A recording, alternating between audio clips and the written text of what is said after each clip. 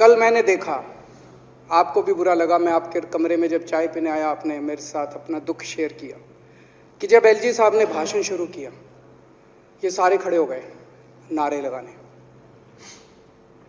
क्या Kashmir files tax free करो, और पीछे से 2 जने कह रहे थे दारू की दुकानें बंद करो।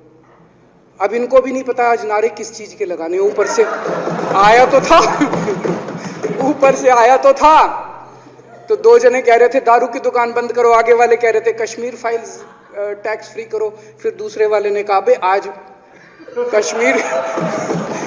कश्मीर वाला नारा लगाना है। तो जैसे रैलियां होती हैं उसमें कुछ टीवी वाले माइक लगा देते हैं कि हाँ जी किस लिए आए हो, तो वो यूं यूं देखता है किस लिए।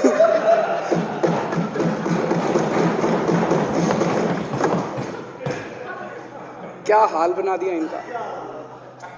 इसलिए थोड़ी राजनीति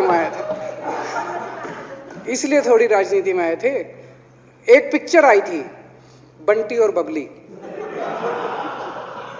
उस पिक्चर में एक सीन था, कुछ लोग एक नेता के घर के सामने जाते हैं, हमारी मांगे पूरी करो, हमारी मांगे पूरी करो। नेता बाहर आता कहता है क्या मांगे हैं, तो सारे एक दूसरे की तरफ, उनको पता ही नहीं क्या मांगे। आज सारे देश की सारी भारतीय जनता पार्टी एक पिक्चर के पोस्टर लगा रही है गली गली में जाके।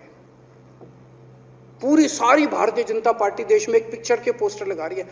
इसलिए राजनीति करने आए थे पिक्चरों के पोस्टर। अपने बच्चों को क्या जवाब दोगे? घर जाके बच्चे पूछेंगे पापा क्या काम करते हो? पिक्चरों के पोस्टर लगाता हूं।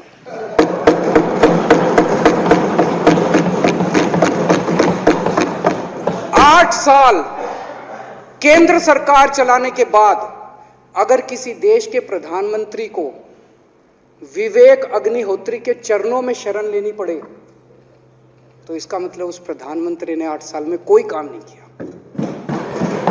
8 साल खराब कर दिए।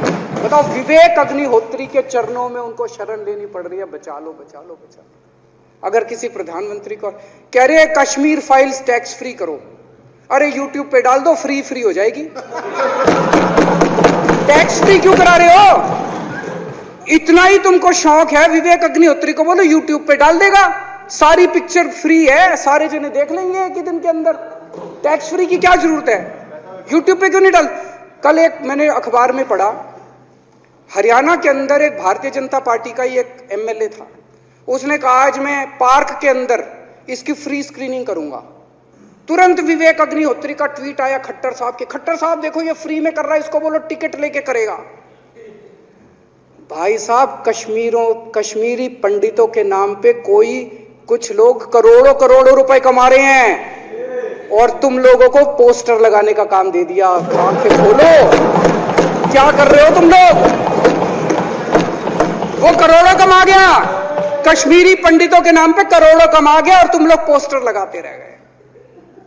क्या हाल बना दिया तुम लोगों का यार। आंखें खोलो तुम लोग।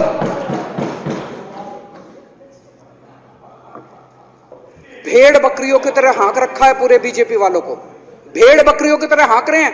एक दिन बोले 3 का कृषि कानून लेके आए हैं, बहुत शानदार है, और फिर नीचे मैसेज आया भाई सारे जने तारीफ करो मोदी जी की। सारे बोले वाह मोदी जी वाह, क्या मास्टर स्ट्रोक है। और मेरे को याद है इसी सदन के अंदर इन लोगों ने उन 3 कानूनों की खूब तारीफ की थी, बोले क्या मास्टर स्ट्रोक है और क्या शानदार कानून लेके आए। 1 साल के बाद फिर आया भाई 3 कानून वापस ले लिए, बोलो फिर तारीफ करो मोदी जी की, भाई कानून बेकार थे मोदी जी। क्या इसी सदन के अंदर इन लोगों ने इतनी बेशर्मी, दिमाग पे ताला लगा रखा, इन्होंने कहा वाह मोदी जी वाह, क्या 3 कानून खराब थे आपने वापस ले लिया, देश को बचा लिया। क्या मास्टर स्ट्रोक, ये क्या हाल बना दिया आप लोगों का यार। फिर थोड़े दिन बाद बोले भाई दारू की दुकानों के खिलाफ करो, फिर सारे जने दारू की दुकान बंद करो, अब दारू ठीक हो गई दिल्ली में? आजकल तो शोर नहीं करते तुम लोग। अब कश्मीर फाइल आ गई, पहले कृषि कानून, रोज काम दे रखा है तुमको, कुछ ना कुछ ऊपर से आ जाता है, काम दे रखा है। अब दारू की दुकानें। मेरा एक ही निवेदन है मेरे बीजेपी के साथियों से, आप तो अपने ही हो, आप तो सब मेरे छोटे भाई बड़े भाई, विदुरी साहब तो बड़े भाई है मेरे, आप तो सारे अपने हो यार, थोड़ा सा देश के बारे में सोचो यार, थोड़ा देश के बारे में सोचो। हिटलर भी जो था वो कम से कम अपने चमचों को नौकरी देता था, रोजगार देता था। इतिहास उठा के पढ़ो, उसने रोजगार तो दिया था। इन्होंने क्या दिया आपको? आपके बच्चों को नौकरी दी? आपके घर में कोई खाने पीने का इंतजाम करा? आपकी बिजली का इंतजाम करा? केजरीवाल काम आता है आपके? आपके भी घर की बिजली फ्री कर रखी है। दिल्ली के 12 लाख बच्चों को नौकरी दी है मैंने, स्कूल ठीक कर दिए, अस्पताल ठीक कर दिए। आपके घर में कोई बीमार हो, केजरीवाल दवाई पहुंचाता है, मोदी दवाई नहीं पहुंचाता। केजरीवाल काम आया। मैं बीजेपी के सारे कार्यकर्ताओं से कहना चाहता हूं, थोड़ा सा दिमाग खोलो। बीजेपी के सारे सपोर्टर्स को कहना चाहता हूं, थोड़ा सा दिमाग खोलो। ये भेड़ चाल बंद करो, भेड़ बकरियों की तरह हाँक रहे हैं ये आपको, ये सब बंद करो। दिमाग खोल के सारे जने बीजेपी छोड़ के आम आदमी पार्टी में आ जाओ।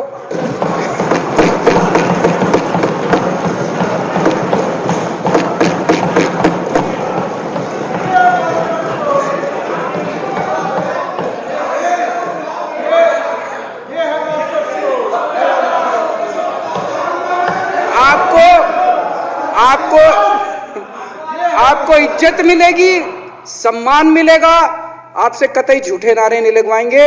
राष्ट्र निर्माण में आपको साथ लेंगे हम, राष्ट्र निर्माण करेंगे आपके साथ मिलकर। ये पोस्टर भी नहीं लगवाएंगे झूठी फिल्मों के।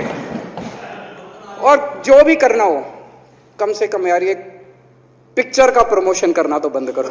ये गंदे लगते हो तुम लोग, अच्छी शोभा नहीं देता आप लोगों को। यार आप अच्छे आदमी हो, कुछ करने आए थे राजनीति में, कहां पिक्चर के पोस्टर और प्रमोशन करने में लगा दिया। इन्होंने एक चिट्ठी लिख दी चुनाव आयोग को कि हम तीनों एमसीडी को यूनिफाई कर रहे हैं, इसलिए चुनाव टाल दो। चुनाव आयोग ने चुनाव टाल दिया। कल को दिसंबर में गुजरात के चुनाव हो रहे हैं। अब जनता कह रही है ये गुजरात हारेंगे।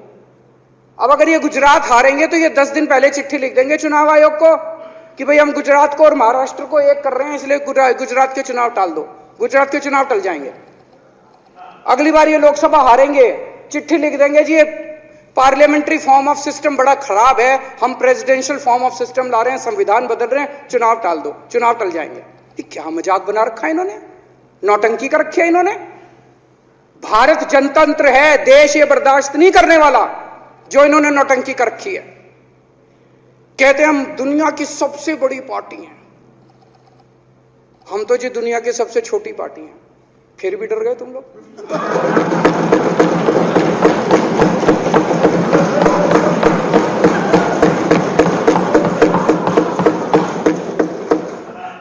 दुनिया की सबसे बड़ी पार्टी दुनिया की सबसे छोटी पार्टी से डर के भाग गई। क्या कायर हो यार।